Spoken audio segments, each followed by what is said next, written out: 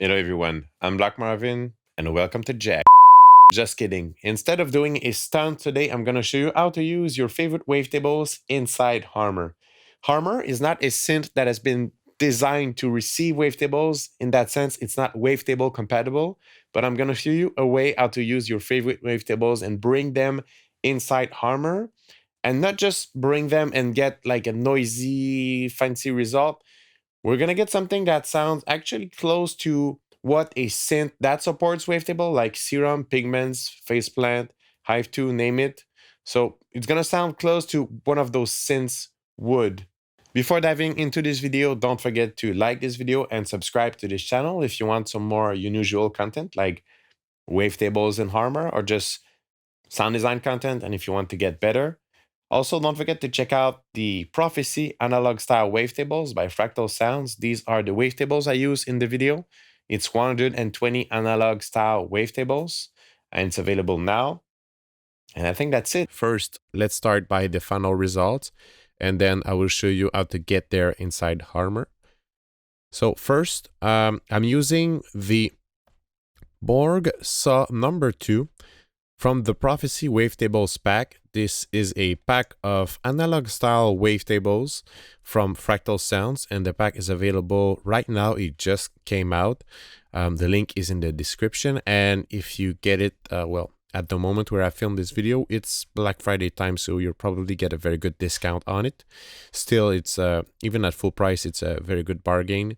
You basically have 120 wavetables that are like these. They are analog style, so these are saw waves, square waves, and they are very similar to analog classic tones, but with many little variations and subtle differences, and so you can really dive into precise analog tones in your modern synths. So we're going to use this wavetable for demonstration. So let's start by listening and seeing the Serum version of that wavetable.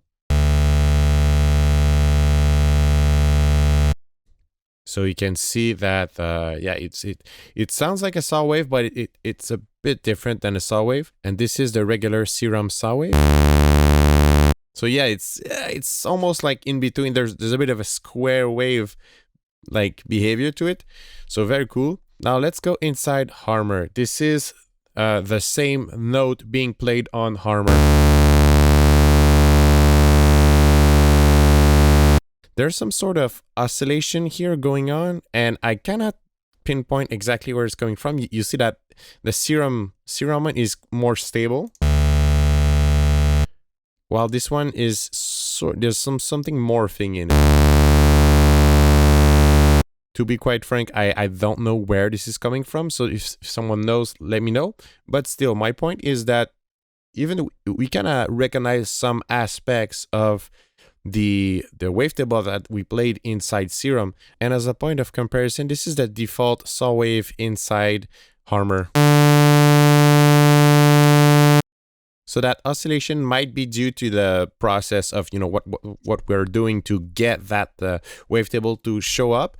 But in the end, it's not something negative necessarily. It actually brings a bit of instability in the process, and that is actually an analog synthesizer trait, that there's a bit of instability. So I have this default preset inside Harmor.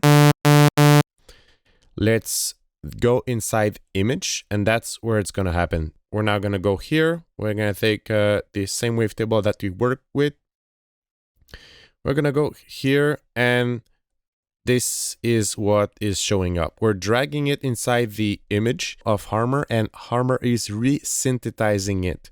If you don't have something that looks like this, and it looks very different, and you cannot get it to sound it like we do, you might try another wavetable, because, you know, it's not like I've said in the beginning, you know, Harmor is not necessarily like wavetable compatible. We're doing some manipulations to get that tone out of Harmor, but you know, it doesn't work necessarily every time, but most of the time you get a picture like this. And now I'm going to show you the manipulation we need to do to get an analog tone out of it. So now if you just play it like this, you'll get something like this, which is not bad, but not what we're going for. And That's usually what the synth is made for. Actually, there's a nice aspect of looping it, but that's not what we want. We actually want to be at 0 here.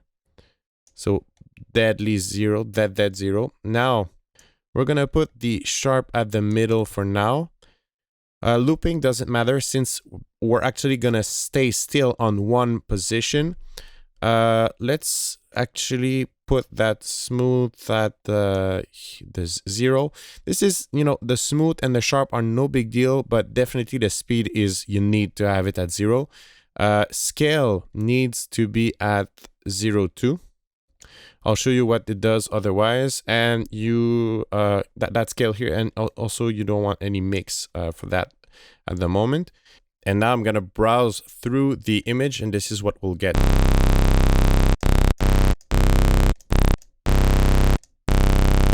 So you can see that the waveform is, you know, it's different depending on where we put the marker.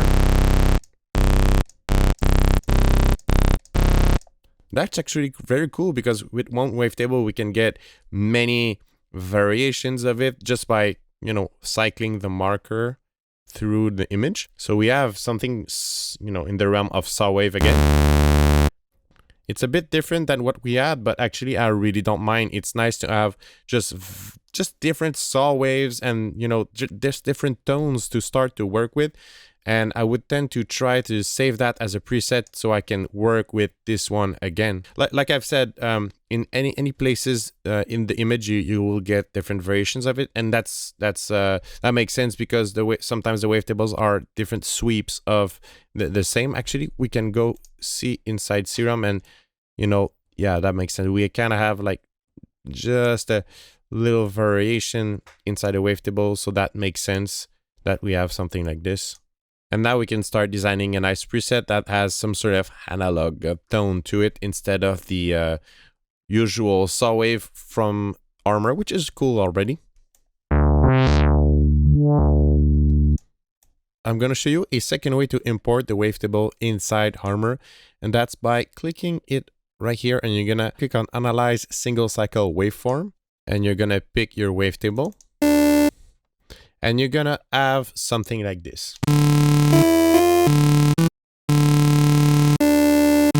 And that's the waveform we get.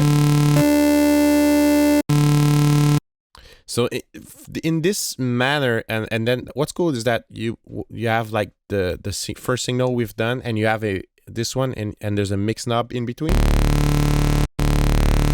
So you can kind of have, you know, them at the same time. Here I'll multiply, but subtract is very interesting too. You can get some nice results. So I would say that this way is it's a way to use them, but it's not the way to really like get the wavetables inside Harmor. In my opinion, I would stay with the image format.